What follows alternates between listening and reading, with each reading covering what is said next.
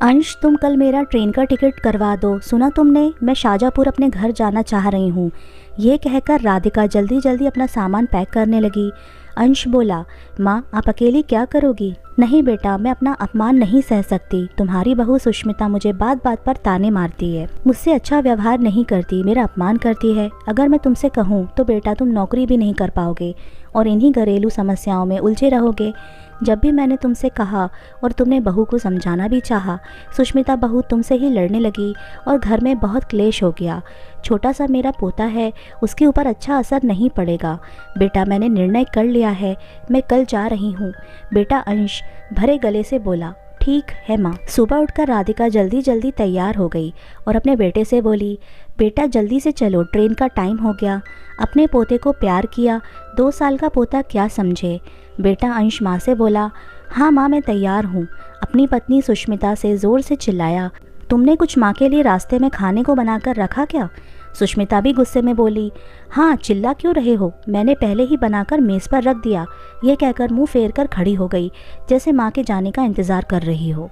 माँ राधिका ने सोचा कि अगर बहू ने टिफ़िन बनाया था तो मेरे हाथ में नहीं दे सकती थी क्या, लेकिन चुप रह गई। जाते समय भी अपमान सहन कर लिया, क्या किस्मत है।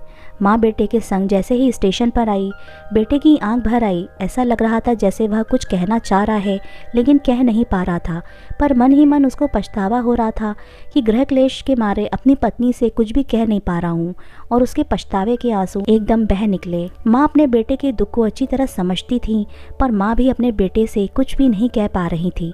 इतने में स्टेशन पर ट्रेन आ गई और भारी मन से अंश बेटे ने माँ को ट्रेन में बैठा दिया और माँ का सामान रख दिया। माँ के पैर छूकर जैसे ही ट्रेन से नीचे उतरा, खिड़की के पास आकर माँ से बोला, माँ चिंता नहीं करना, जल्दी वापस आ जाना या मैं आपको लेने आ जाऊँगा। कहते हुए उसका गला भर आया। इतने में ट्रेन स्टेशन से रेंगने लगी और धीरे धीरे ट्रेन की गति तेज़ हो गई।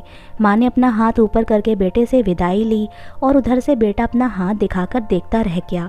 जब तक निगाह गई तब तक ट्रेन बहुत तेज़ हो चुकी थी, सब कुछ धुंधला धुंधला सा दिखाई दे रहा था। ट्रेन काफ़ी दूर निकल चुकी थी। राधिका अपने ख्यालों में खो जाती है। कितने अरमान थे अपने बेटे की शादी के लिए, उसे याद है। वह सरकारी स्कूल में प्रिंसिपल थी और उसके पति विराट इंश्योरेंस कंपनी में ब्रांच मैनेजर थे। राधिका के रिटायरमेंट के 5 साल पहले ही विराट की हार्ट अटैक से मृत्यु हो गई थी। बेटे की नई नई नौकरी लगी थी, वह एक प्राइवेट कंपनी में इंजीनियर हो गया था। माँ को अकेला देखकर बेटे ने यही निर्णय लिया था कि माँ मेरी तो बाहर बड़े शहर में नौकरी लग गई, आप अकेली कैसे रहोगी, नौकरी छोड़ दो। लेकिन माँ ने बहुत सोच समझकर कहा, नहीं बेटा, तुम्हारी अभी नई नौकरी है और तुम्हारी शादी भी करनी है। 1 साल बाद ही माँ ने अपने बेटे की पसंद की लड़की से शादी करवा दी और अपने काम में व्यस्त हो गई।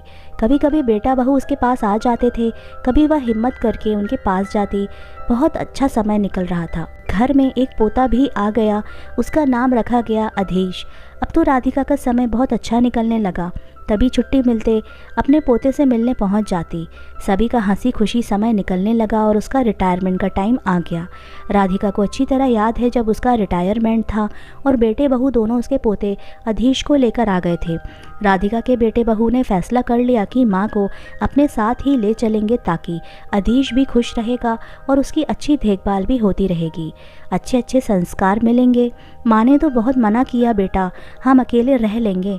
वह नहीं माने और राधिका 2-3 दिन के बाद उनके साथ चली गई और बहुत अच्छे से समय बीतने लगा। राधिका बहुत खुश थी कि पता नहीं इस खुशी को भी नजर लग गई। अपने बेटे अंश और बहू सुष्मिता के पास रहते हुए 1 ही साल निकला था कि पता नहीं बहू को ऐसा क्या लगने लगा कि माँ तो अब हमारे पास ही रहेंगी, खर्चा भी बढ़ रहा है। और बहू का व्यवहार खराब होने लगा। उसने बोलना बंद कर दिया और बेटे से भी शिकायत कर दी। यह देखकर बेटा चुप रह जाता। उसे सब पता था कि माँ का रहना सुष्मिता को अच्छा नहीं लग रहा है और कभी तबीयत खराब हो जाए तो सुष्मिता देखती भी नहीं थी, न तबीयत पूछती थी। इतना बड़ा अपमान राधिका सहन नहीं कर पाई और उसे अपना निर्णय अपनी बहू बेटे को सुना दिया। शायद वहाँ से निकलना ही ठीक था, क्योंकि राधिका अपनी ज़िंदगी में स्वाभिमान से जी रही थी। यह सोचते सोचते राधिका का पूरा रास्ता निकल गया। इतने में ट्रेन की सीटी बजी और ट्रेन अचानक प्लेटफॉर्म पर रुक गई। राधिका की तंद्रा टूटी और वे अपने ख्यालों से बाहर आ गईं। हाँ, उसका शाजापुर आ गया था, जहाँ वह शुरू से रही है और सरकारी स्कूल में प्रिंसिपल रही। बहुत सारे स्टूडेंटों की ज़िंदगी बना दी। स्कूल में अच्छे अच्छे प्रोग्राम भी करवाए और शिक्षाप्रद नाटक भी करवाए। स्टूडेंट को आगे बढ़ाने का काफ़ी प्रयास भी किया। सभी उनको बहुत चाहने लगे। उनके स्कूल के सारे स्टूडेंट और उनके पेरेंट्स प्रिंसिपल राधिका की बहुत तारीफ़ करते थे कि आज हमारे बच्चों को स्कूल में अच्छे संस्कार मिल रहे हैं। राधिका और उसके पति विराट दोनों ने मिलकर अपना घर भी शाजापुर में बना लिया था। राधिका और विराट दोनों ही बहुत मिलनसार नेचर के थे, व्यवहारिक थे, इसलिए सभी लोग उन्हें चाहते थे और वह बहुत मान सम्मान से अपनी ज़िंदगी जी रहे थे। यही सोचते हुए एक नई सोच के साथ राधिका ट्रेन से उतरी। सामने ही राधिका की बचपन की सहेली का बेटा अमर खड़ा था। बचपन से ही राधिका को मौसी कहता था। बड़े प्यार से अपनी मौसी को गले लगाया और पैर छूकर बोला, मौसी, आप हमेशा से अपने घर की एक चाबी मम्मी को देकर जाती थी, इसलिए आपका घर पूरा साफ करके रखा है मैंने और माँ ने। आपका स्वागत है। राधिका की बचपन की सहेली सरला बगल के ही मकान में रहती थी। दोनों में बहुत प्यार था, लेकिन सरला का बेटा अमर भी बाहर ही रहता था, कभी कभी आ जाता था। उस पर अमर आया हुआ था और अपनी मौसी को लेने स्टेशन गया। राधिका अमर को देखकर बहुत खुश हुई और अपने अपमान को भूलकर मान सम्मान की ज़िंदगी जीने का निर्णय लिया। माँ को शाजापुर आए 15 दिन ही हुए थे कि उनकी बहू सुष्मिता को बहुत अकेलापन लगने लगा और बार बार पश्चाताप होने लगा कि मैंने माँ का अपमान किया है। अपने पति अंश से बोली, चलो अपन माँ को वापस मनाकर ले आते हैं।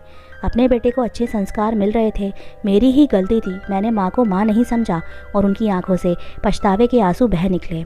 अंश ने सोचा, चलो अच्छा ही हुआ, देर आए दुरुस्त आए। देर से ही सही, सुष्मिता ने अपनी गलती का पश्चाताप तो किया। अंश ने बोला, सुष्मिता सोच लो, तुम माँ के साथ अच्छा व्यवहार करो तभी माँ को लेने चलेंगे। सुष्मिता ने वादा किया कि मैं माँ को मान सम्मान से रखूंगी, उनका आदर करूंगी, उनकी परवाह करूंगी। फिर क्या था, एक दिन अचानक 15 दिन के बाद अंश सुष्मिता अपने बेटे अधीश को लेकर माँ के पास आ गए। माँ उन्हें अचानक आया देखकर चौंक गईं। अरे, आने की कोई सूचना नहीं दी?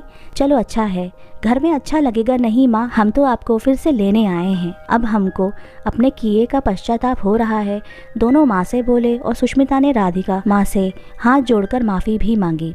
सुष्मिता बोलने लगी, मेरी गलती थी जो मैंने आपको अपनी माँ नहीं समझा।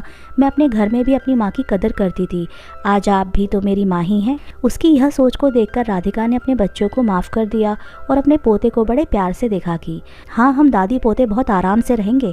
और माँ ने अपने बच्चों के संग वापस जाने का निर्णय फिर से ले लिया। राधिका ने अपने अपमान को भूलकर सम्मान की तरफ ध्यान दिया। आज माँ के सम्मान की जीत हुई थी। तो दोस्तों, मेरी कहानी कैसी लगी इसकी प्रतिक्रिया अवश्य दें। मेरी कहानी से यही शिक्षा मिलती है कि अगर बच्चों को अपनी गलती चाहे देर से ही सही समझ में आ जाए और उसका पश्चाताप हो और वह अपनी गलती का प्रायश्चित करे, तो उनको बड़े होने के नाते एक बार तो माफ़ कर देना चाहिए। हमारे चैनल पर आए हैं तो सब्सक्राइब करना ना भूलिएगा। मिलते हैं आपसे अगली कहानी में।